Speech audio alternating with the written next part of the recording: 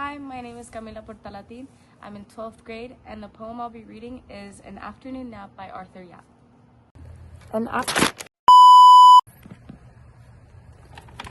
Afternoon Nap by Arthur Yap. The ambitious mother across the road is at it again. Proclaiming her goodness, she beats the boy, shouting out his wrongs with raps. She begins with his mediocre report grades.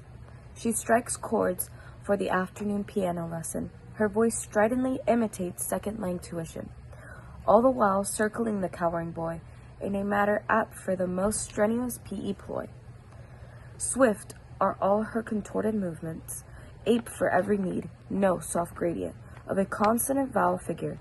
She lumbers and shrieks a hit for every two notes missed. His tears are dear. Each Monday, Wednesday, Friday, Miss Lowe and Madam Lim appear and take away $90 from the kitty, leaving him adagio, clause analysis, little pocket money. The embittered boy across the road is at it again, proclaiming his bewilderment. He yells at her, shouting out her wrongs. With tears, he begins her expensive taste for education.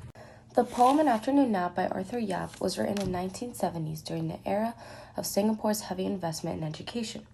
The mother is portrayed as ambitious and is always proclaiming her goodness, which is ironic because she believes she is a good mother, yet she beats her son and verbally scolds her son.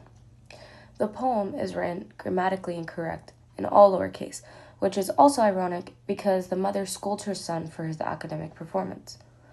This reflects a relationship and the high cost of pressure to meet your parents' expectations to succeed and be perfect all of the time. She uses raps in the third line of the first stanza to shout out his wrongs, and alliteration in the R sound mimics the rhythm of how she yells at her son, kind of like a growl. As she begins with his mediocre grades, meaning average and not good, it symbolizes the pressure on academic performance. The mother even imitates his language lessons, and the poem uses imagery to show her striking notes on the piano, implying the way that the mother is scolding her son. The son becomes like a cowering boy. The mother circles him almost like a predator, emphasizing how important she feels the subject is. Towards the end of the poem, there is a shift in the last stanza. Instead of the mother being the one in control, it's the son. The juxtaposition between the mom and the son gave the son a voice. He is now able to exclaim how her harshness caused him pain and resentment. His tears are a symbol of that. They're a symbol of his pain. The use of parallelism highlights the competing views. The mother's point of view of a good son is one who is hardworking and high-achieving, and she believes that she needs to do whatever it takes to get him there, even if it means that she has to beat or yell at him. On the other hand, the son believes a good mother is one who is understanding and willing to let him rest when needed, hence the title, An Afternoon Nap. This poem deeply connects to who I am because growing up, my mom and I rarely ever got along. Our relationship was mainly strict and structured. She always pushed perfection, so that meant that I had to get straight A's and make no mistakes without any excuses. And if I didn't meet those expectations, there were consequences. An Afternoon Nap relates to the poem This Be the Verse by Philip Larkin, in a sense that the child is having to go through these challenges of having to constantly meet their parents' high expectations for them. It also brings in a second perspective of why this occurs. Parents are trying to live through their children's lives and give them what they never had. However, it frequently ends up backfiring and it turns into a vicious cycle. This could explain why the mother in An Afternoon Nap was so strict about her son's education and lifestyle.